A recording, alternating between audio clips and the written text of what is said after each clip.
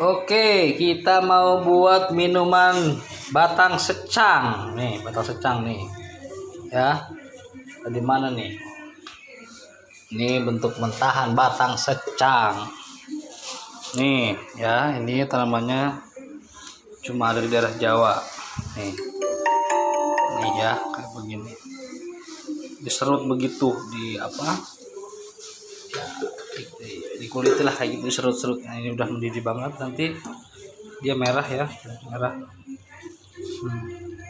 Oke, ini bisa diminum langsung begini aja, tapi nanti kayaknya seperti kayak teh rasanya. Tapi kita mau pakai ini. Nah, jahe merah gua habis aja. Ya, oke. Udah mendidih banget. Oke, kita matikan. Ya. Oke, kita siram. Ini sudah merah.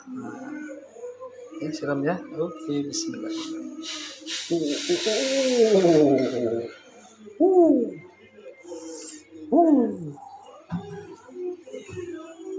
Kita simpan sisanya buat kita nanti mencoba ini mentahannya kayak gimana nih.